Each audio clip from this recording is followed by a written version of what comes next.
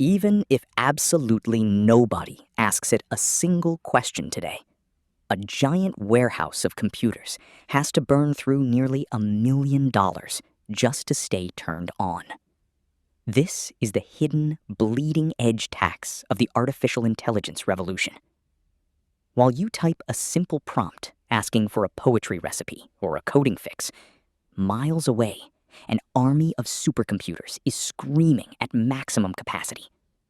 This is not your average server farm. This is a digital coliseum, consuming more electricity than small nations just to keep ChatGPT awake. But why does a digital mind cost as much to maintain as a small fleet of supercarriers? The answer lies in a combination of high-stakes physics, silicon monopolies, and a fundamental shift in how computers think. To understand this mind-boggling price tag, we have to look past the clean, minimalist chat interface and dive deep into the physical, boiling reality of the modern data center. It is a world where silicon chips run so hot they could boil water in seconds, and where a single second of silence still costs thousands of dollars. When you search for something on Google, the engine acts like an index card organizer. It looks up where a web page is, points you to it, and goes back to sleep. It is incredibly efficient. But LLMs, like ChatGPT, do not look things up. They generate. Every single word you receive is calculated on the fly, token by token, through billions of mathematical equations. Think of it like a master artist who doesn't just show you a painting, but paints a brand new masterpiece from scratch every single time you ask a question. To do this, ChatGPT relies on the most coveted hardware on Earth, the NVIDIA Graphics Processing Unit, or GPU. Specifically, tens of thousands of A100 and H100 chips. These are not the graphics cards in your gaming PC. A single NVIDIA H100 is a powerhouse, containing 80 billion transistors, costing upwards of $40,000 on the black market.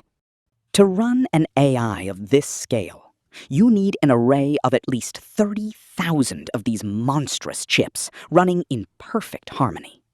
The purchase cost alone is well over $1 billion. But buying them is actually the cheap part.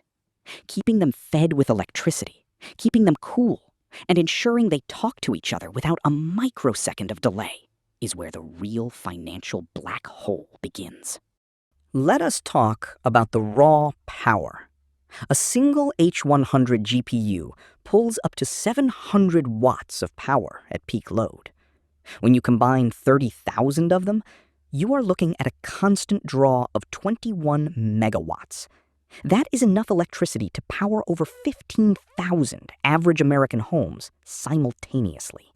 And that is just the chips themselves. When electricity passes through silicon, it encounters resistance. Resistance creates heat. If these chips get too hot, they throttle or melt.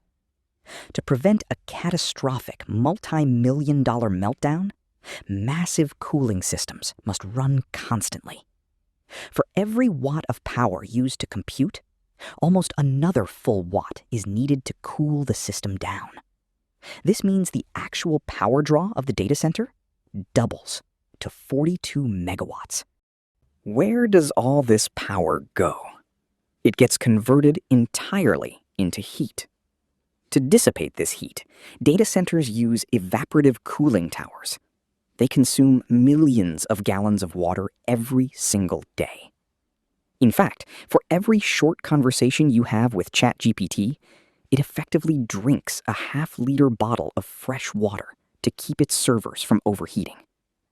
The cost of this water, combined with the staggering electricity bills, adds up to an estimated $500,000 per day in pure utility costs alone. The remaining $200,000, that goes to maintenance, fiber optic networking, and specialized personnel. But there is a deeper, more elegant problem hidden inside the architecture of artificial intelligence. It is called the memory wall. Think of a computer like a master chef. The CPU, or GPU, is the chef's hands, chopping and cooking at lightning speed. The computer's memory, or VRAM, is the pantry where the ingredients are stored. In traditional computing, the chef takes an ingredient, works on it for a long time, and then goes back for more. But in deep learning, the chef needs to access every single ingredient in the entire pantry, all 70 billion parameters of the model, for every single word they write. The chef's hands are incredibly fast, but they have to constantly wait for the runner to bring ingredients from the pantry. This delay is the memory bandwidth bottleneck. To solve this, NVIDIA uses high bandwidth memory, or HBM. These are specialized memory chips stacked vertically directly on top of the GPU processor. They are connected by microscopic silicon pathways. This allows data to travel at an astonishing 3 terabytes per second. But this ultra-fast memory is incredibly difficult to manufacture. The yield rate is low, making these chips extremely scarce and ridiculously expensive. Because ChatGPT must keep its entire neural network loaded into this hyper-expensive VRAM at all times, the system is constantly burning maximum power, even when idling. You cannot turn the servers off between prompts, because reloading the model would take too long and freeze the service. This brings us to the brutal economics of AI scale. OpenAI does not own these giant data centers. They lease them from Microsoft Azure.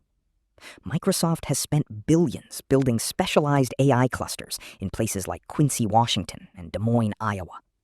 These locations were chosen specifically because they are next to massive rivers and hydroelectric dams, providing cheap, green electricity and endless cooling water. But even with cheap energy, the sheer scale of operations is breathtaking. Every time you type a prompt, it costs OpenAI approximately 0.3 of a cent. That sounds tiny, but multiply that by over 100 million weekly active users, each asking dozens of questions, and you quickly reach a run rate of millions of dollars a day in active computing costs. This is why tech giants are locked in a desperate geopolitical race. The company that can design a chip that performs these matrix multiplications with 10 times less power will instantly win the AI war. Google is building tensor processing units. Amazon is building Trainium. Meta is building its own custom silicon. They are all trying to break free from the NVIDIA monopoly and stop the bleeding of cash. No company can afford to sustain this massive burn rate forever without achieving true general intelligence.